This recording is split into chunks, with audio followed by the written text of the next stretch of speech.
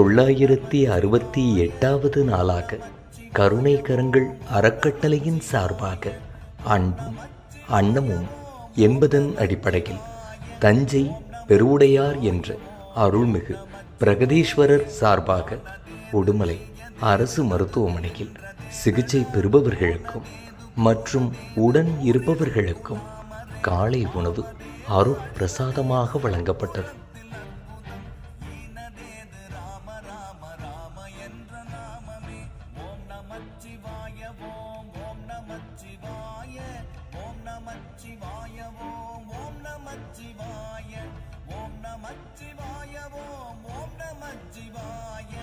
Om Namah Shivaya.